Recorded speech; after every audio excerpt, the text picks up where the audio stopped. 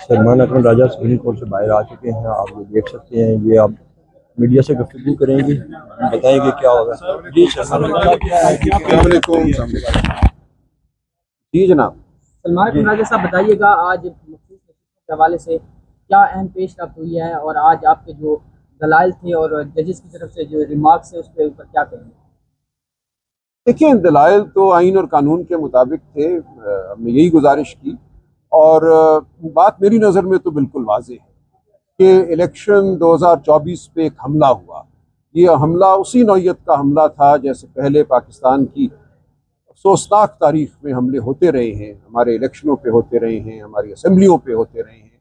वो martial law की शक्ल में हो, वो एक गैर आइनी डिसोल्यूशन हुआ करती थी, तहलील कर दिया जाता था असम्बलियों को, या जिस तरह असगर खान केस का मैंने जिक्र किया, इलेक्शन के प्रोसेस में मुदाखलत की जाती थी, उन इदारों की तरफ से मुदाखलत होती थी जिनका कोई काम नहीं है इलेक्शन के प्रोसेस में मुदाखलत, जो हल्फ लेते हैं कि वो सियासी अमल से बाहर रहेंगे। तो ये होता रहा। तो मैंने ये गुजारिश की कि इस इलेक्शन में पीपल्स पार्टी को ये कह देना कि वो एक पार्टी ही नहीं है जो इलेक्शन में हिस्सा ले सकती है, पाकिस्तान के जमहूरी निज़ाम पर एक हमला था।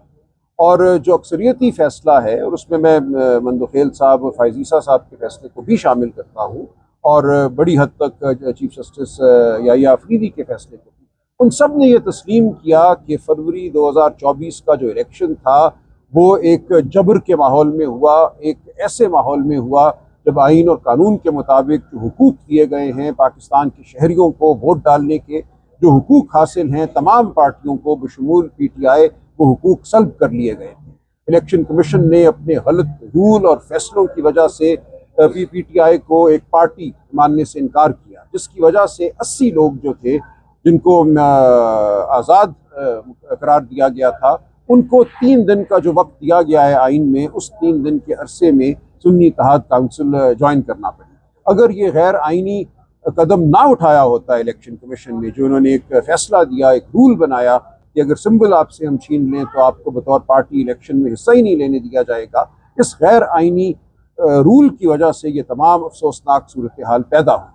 तो मेजॉरिटी ने, 8 जज साहिबान ने और दीगर 2 और याहिया अफरीदी साहब ने इसको माना कि ये सूरत हाल ठीक नहीं थी, और मंदोखेल साहब और याहिया अफरीदी ने हमें 39 सीटें दी, बाकी 8 जज साहिबान ने 80 सीटें दी, और कहा तसव्वुर किया जाएगा कि 80 लोग जिन्होंने सुन्नी इत्तेहाद काउंसिल में शमूलियत इख्तियार की, वो दर हकीकत PTI ही के MNA थे, और ये शमूलियत जो थी एक जबर के तहत हुई, इसलिए इस शमूलियत का कोई असर नहीं होगा PTI की पार्लिमानी पार्टी के तौर पे पार्लिमान में मौजूदगी पर। तो PTI को पार्लिमान में मौजूद पार्लिमानी पार्टी माना गया, और 80 के तनासुब से हुक्म दिया गया कि ख़वातीन की नशस्तें और गैर मुस्लिम हमारे बहनों भाइयों के लिए जो मुख्तस नशस्तें हैं वो दी जाएँ। तो आज ये बात हमने आगे बढ़ाई। जो तकनीकी नौइयत के एतराज़ात थे कि PTI अदालत के सामने बाज़ाब्ता तौर पर मौजूद नहीं थी, अपील या पिटिशन तो सुन्नी इत्तेहाद काउंसिल ने फ़ाइल की थी, वगैरह वगैरह, उन सब का जवाब इस तरह दिया गया कि यह मामला बुनियादी हुकूक का मामला था। इलेक्शन का अमल, उसमें वोट डालने का अमल, उसमें एक सियासी पार्टी की शमूलियत के तमाम बुनियादी हुकूक के मामला थे। और जब बुनियादी हुकूक को तल्फ किया जाता है तो आइन के आर्टिकल 184(3) के तहत कोर्ट का ये फ़र्ज़ बन जाता है, उसके सामने खा अपील हो या कोई और पिटिशन हो, किसी भी मामले में आइन के जो बुनियादी हुकूक हैं उनको सरबुलंद करना, उनका इतलाक़ करना ज़रूरी है। और ऐसे में ये नहीं देखा जाता कि कौन अदालत के सामने मौजूद है, कौन मौजूद नहीं है, क्योंकि ये पाकिस्तान के 25 करोड़ अवाम के हुकूक हैं। अदालत ने उनके हुकूक का तहफ़्फ़ुज़ करना है। ये हरगिज़ नहीं कहा जा सकता कि आपने अपनी पिटिशन में ये जुमला नहीं लिखा, आपने ये इस्तदा नहीं की, इसलिए हम आपको रिलीफ नहीं देंगे। रिलीफ PTI को नहीं दी गई। जो फैसला दिया गया है वो पाकिस्तान के अवाम के हक़ में दिया गया है, जमहूरियत के हक़ में दिया गया है।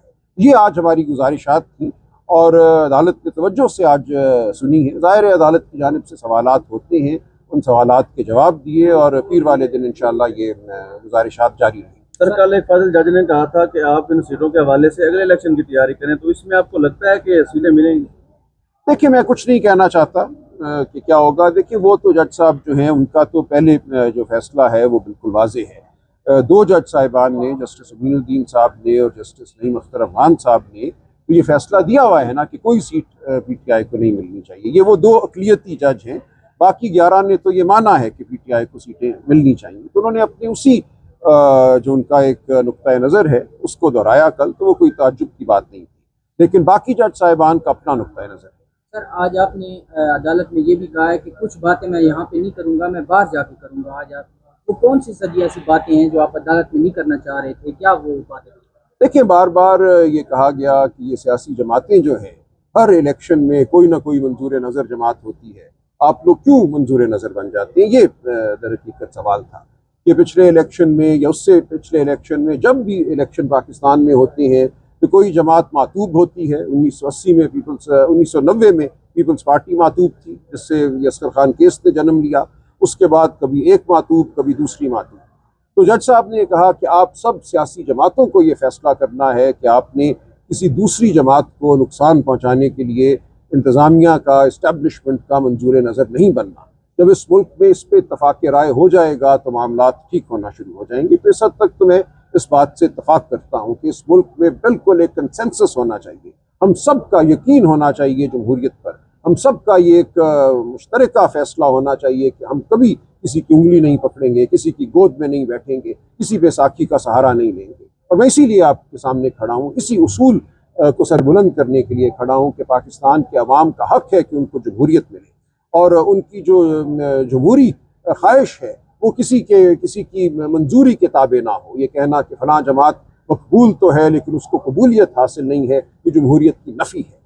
तो ये बात की उन्होंने कहा कि आप सबको ये एक अज़्म करना चाहिए। लेकिन देखिए, इसका एक दूसरा पहलू भी है, एक दूसरा रुख भी है।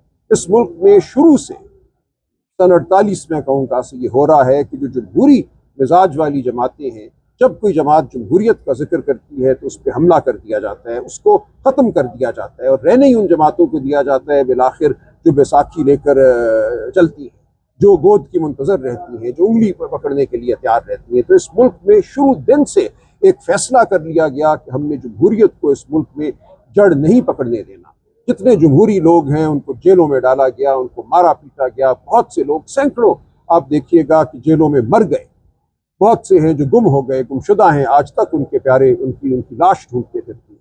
इस मुल्क में ऐसा नहीं है कि सिर्फ सियासी जमातें मुंतज़र हैं कि हमारी तरफ जो है वो नज़र करम उठे और हम आगे जाकर झुक जाएं। यहाँ पे एक बिल्कुल एक सोचा समझा मंसूबा है इस मुल्क में, सिर्फ उन्हीं जमातों को जिंदा रहने देना है जो बैसाखी के बगैर आगे नहीं बढ़ सकती। जब कोई जमात बैसाखी के बगैर आगे बढ़ना चाहती है तो मातूब हो जाती है, उस पर हमला कर दिया जाता है, उसको तल्फ करने की कोशिश की जाती है। और यही आज पीटीआई का तारीखी रोल है। इस तमाम तर हमले के बावजूद पीटीआई खड़ी हुई है, पीटीआई के कारकुन खड़े हैं, पीटीआई के वोटर खड़े हैं, पीटीआई के लिए बोलने वाले खड़े हैं। हम जबर की आंखों में आंखें डालकर बोल रहे हैं, हम खड़े रहेंगे और हम इस अलम को बुलंद किए रखेंगे कि इस मुल्क के अवाम में ये ख्वाहिश है कि इस मुल्क में जमहूरियत हो, और हम जमहूरियत के बगैर आगे नहीं बढ़ेंगे। देखिए, जमहूरियत क्या है? जमहूरियत इज़्ज़त नफ्स का नाम है। अगर आप मेरे फैसले को, मेरे वोट को रद्द करते हैं तो आप बतौर इंसान मुझे रद्द कर रहे हैं। आप ये कह रहे हैं कि मेरे वोट की कोई वक़्त नहीं है, कोई इज़्ज़त नहीं है। इसका ये मतलब है कि मेरी कोई वक़्त नहीं है, मेरी कोई इज़्ज़त नहीं है। तो ये हमारी खुददारी का तकाजा है कि हम जमहूरियत के लिए आवाज़ बुलंद करें। और जब हम जमहूरियत को डूबने देते हैं तो होता क्या है इस मुल्क में? इस मुल्क में यही होता है कि अशराफिया के गिने चुने मंजूर नज़र लोग घेरा डालते हैं इस्टेब्लिशमेंट के इर्द गिर्द, तो वो फैसले करवाते हैं जो इंसान दुश्मन होते हैं, जो गरीब दुश्मन होते हैं। इसीलिए आज इस मुल्क में ये सूरत हाल है कि 15 साल की उम्र के 40 से 50% बच्चे ऐसे हैं जो किसी भी स्कूल में नहीं जाते, और जो जाते भी हैं वो एक पैरा नहीं लिख सकते किसी भी ज़ुबान में जो मरबूत हो। आज ये सूरत हाल है कि 40% बच्चे आपके 15 साल की उम्र के ऐसे हैं जिनकी जिस्मानी नशो नुमा जो है उनकी उम्र के हिसाब से कम है, वो स्टंटेड हैं। ये क्या है इसकी वजह? क्यों इस मुल्क में ऐसी पॉलिसियाँ बनी कि गरीब का खून निचोड़ा गया है, खून चूसा गया है 78 साल से? इसकी एक बड़ी वजह है जमहूरियत का फुकदान। जब एक जमात को जमहूरियत का सहारा लेना पड़ता है, अवाम को जवाबदेह होना पड़ता है, तो वो ऐसा नहीं होने देती। जब तक इस मुल्क में जमहूरियत नहीं होगी, हमारे बच्चे जो हैं उनके जिस्म और उनके दिमाग सुखड़ेंगे। जब तक जमहूरियत नहीं होगी, हमारे बच्चों को नाबलद रखा जाएगा, अनपढ़ रखा जाएगा, ताकि वो अशराफिया के बच्चों के साथ मुकाबला ना कर सकें। तो हम जमहूरियत की जंग लड़ रहे हैं, पाकिस्तान के गरीब अवाम के लिए लड़ रहे हैं। हम ये चाहते हैं कि इस मुल्क में इज्जत नफ्स बहाल हो, चादर और चार दीवारी का तकद्दुस बहाल हो। ये है हमारी